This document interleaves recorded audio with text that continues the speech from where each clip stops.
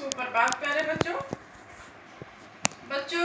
आज हम व्याकरण के अंतर्गत जो विषय ले रहे हैं, आज का हमारा विषय है अर्थ के आधार पर वाक्य भेद। बच्चों, रचना के आधार पर वाक्य भेद हमने कर लिए थे। आज हम अर्थ के आधार पर वाक्य भेद करेंगे। अर्थ के आधार पर वाक्य 8 प्रकार के होते हैं। पहला है विधानवाचक वाक्य, जिसे अंग्रेजी में एफर्मेटिव सेंटेंस कहा जाता है। निषेधवाचक वाक्य, जिसे नेगेटिव सेंटेंसेस कहा जाता है। इच्छावाचक वाक्य, जिन्हें ऑप्टेटिव सेंटेंस कहा जाता है। प्रश्नवाचक वाक्य, जिन्हें इंटेरोगेटिव सेंटेंस भी कहा जाता है। आज्ञावाचक वाक्य, जिन्हें इंपेरेटिव सेंटेंस भी कहा जाता है। संकेतवाचक वाक्य, इसे इंडिकेटिव सेंटेंस भी कहते हैं अंग्रेजी में। संदेहवाचक वाक्य, जिसे स्केप्टिकल सेंटेंस कहा जाता है अंग्रेजी में। विस्मयादिबोधक, इसे विस्मयादिबोधक या विस्मयादिवाचक वाक्य कहते हैं, जिसे अंग्रेजी में कहते हैं एक्सक्लेमेटरी सेंटेंसेस। अब देखिए, हम एक एक को एक्सप्लेन करेंगे। पहला है विधानवाचक वाक्य। जिस वाक्य से क्रिया के करने या होने का बोध हो, उसे विधानवाचक वाक्य कहते हैं। जैसे राम स्कूल जा रहा है, भारत एक देश है, तुम बहुत अच्छे हो। तो आपने देखा बच्चों कि इसमें इन वाक्यों में क्रिया के करने या होने का बोध हो रहा है, इसलिए यह विधानवाचक वाक्य हैं। निषेधवाचक वाक्य, जिस वाक्य में क्रिया न करने या होने का बोध हो, उसे निषेधवाचक वाक्य कहते हैं। जैसे वह बाजार नहीं गया, कक्षा से बाहर जाना मना है। इसमें मना वाले वाक्य भी आते हैं, इसमें नहीं वाले तो आते ही हैं, मना वाले भी आते हैं कि बाहर जाना मना है। ठीक है, तुम्हें बुरे काम नहीं करने चाहिए। तो बच्चों, यह है निषेधवाचक वाक्य। तीसरा भेद है प्रश्नवाचक वाक्य। जिस वाक्य में प्रश्न का बोध हो, उसे प्रश्नवाचक वाक्य कहते हैं। जैसे प्रश्न पूछने का बोध हो। ठीक है, जैसे तुम क्या कर रहे हो, प्रश्न है। वह पुस्तक किसकी है, ठीक है, प्रश्न है। राम कहाँ रहता है, ये प्रश्न पूछने का बोध हो रहा है, इसलिए ये प्रश्नवाचक वाक्य है। संदेहवाचक वाक्य, जिस वाक्य में संदेह या संभावना का बोध हो, उसे संदेहवाचक वाक्य कहते हैं। जैसे शायद, ठीक है, संदेह का बोध हो ना, शायद आज बारिश होगी। संभावना का और संदेह का बोध हो रहा कि होगी, शायद होगी, पक्का भी नहीं है। शायद उसने काम कर लिया, शायद उसने काम कर लिया, या शायद उसने काम कर लिया होगा। संभवतः भारत मैच जीत जाए। तो बच्चों, यह है संदेहवाचक वाक्य, जिसमें संदेह या संभावना का बोध होता है, उन्हें संदेहवाचक वाक्य कहते हैं।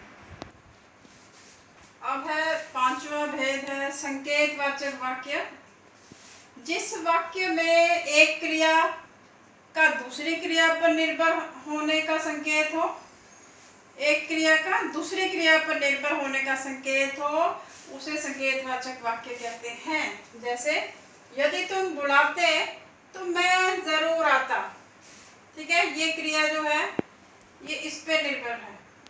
ठीक है, ये दोनों आपने देखा कि यदि तुम बुलाते तो मैं जरूर आता, यानी कि ये एक क्रिया दूसरे पर निर्भर है, ये आश्रित वाक्य है। दूसरा देखिए उदाहरण, यदि बारिश होती तो फसल अच्छी होती। एक क्रिया दूसरी क्रिया पर निर्भर कर रही है। यहाँ पे भी यदि तुम मेहनत करते तो अवश्य प्रथम आते। तो बच्चों, यह है संदेहवाचक वाक्य के उदाहरण। आगे देखिए, छठा है इच्छावाचक वाक्य। जिस वाक्य में मनोकामना, शुभ कामना, आशीर्वाद, आशा आदि के भाव हों उसे इच्छावाचक वाक्य कहते हैं। जैसे तुम्हारी यात्रा मंगलमय हो, तुम्हारी उम्र लंबी हो, दीर्घायु हो, चिरंजीवी भवा, तुम प्रथम आओ। इस तरह से इन वाक्यों से आपको पता चल रहा है आशीर्वाद देने का भाव प्रकट हो रहा है, मनोकामना, आशा, शुभ कामना आदि के भाव प्रकट हो रहे हैं। तो ये इच्छावाचक वाक्य के उदाहरण हैं। अब सातवां भेद है आज्ञावाचक वाक्य। जिस वाक्य में आज्ञा, आदेश, उपदेश, आदेश, निवेदन, अनुमति या प्रार्थना आदि के भाव प्रकट हों उसे आज्ञावाचक वाक्य कहते हैं। जैसे बाहर चले जाओ, ठीक है, आदेश दिया बाहर चले जाओ, क्या मैं अंदर आ सकता हूँ? इसमें अनुमति मांग रहे हैं, यानी कि वो परमिशन, अनुमति मांग रहा है, क्या मैं अंदर आ सकता हूँ? हाँ, तुम अंदर आ सकते हो। तो इसमें क्या दिया गया है? इसमें आज्ञा दी गई है कि हाँ तुम आ सकते हो, ठीक है। विस्मयादि बोधक वाक्य। तो बच्चों इन आज्ञावाचक वाक्य जो वाक्य हैं उनसे स्पष्ट होता है अनुमति का, आज्ञा के भाव प्रकट होते हैं, और उपदेश, आदेश, प्रार्थना, निवेदन इस प्रकार के भाव प्रकट हो रहे हैं जिसमें उन्हें आज्ञावाचक वाक्य कहा जाता है। विस्मयादि बोधक वाक्य। जिस वाक्य में विस्मय, हर्ष, क्रोध, घृणा, शोक आदि के भाव प्रकट हो उसे विस्मयादि बोधक वाक्य कहते हैं। जैसे अरे तुम कितनी सुंदर लग रही हो, ठीक है, विस्मय का बोध हो रहा है, हैरानगी का बोध हो रहा है। छी कितनी दुर्गंध है, छी, ये कौन सा, इससे क्या प्रकट हो रहा है? छी, छी से घृणा, घृणा का भाव प्रकट हो रहा है। शाबाश तुम प्रथम आए, तो ठीक है, यहाँ पे हर्ष का बोध हो रहा है। तो आशा है बच्चों कि आपको अर्थ के आधार पर वाक्य भेद समझ आ गए होंगे। अब हम वाक्य परिवर्तन करेंगे, ठीक है, कि अब आपको क्या होता है पेपर में, एग्जाम में, परीक्षा में आपको वाक्य दिया जाता है, कई बार कहा जाता है कि इसे विधानवाचक में परिवर्तित कीजिए या आज्ञावाचक में परिवर्तित कीजिए। तो आपको पहले एक ही वाक्य मैं करवाऊंगी और उसको एक ही वाक्य को हर जो भेद है उसके साथ आपको मैं करवाऊंगी ताकि आपको वाक्य परिवर्तन करने की विधि अच्छी तरह से स्पष्ट हो जाए। बच्चों ये देखिए अर्थ के आधार पर वाक्य परिवर्तन।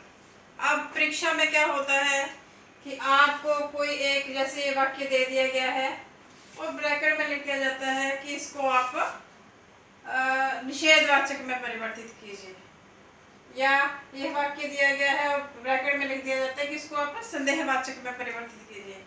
या ये भी पूछ सकते हैं कि वाक्य दिया है कि बताओ ये कौन सा वाक्य है। तो आपको इनके बारे में पूरी जानकारी होगी, इनको परिवर्तन करना आप सीख जाओगे, तो तभी आप इसकी पहचान कर पाओगे।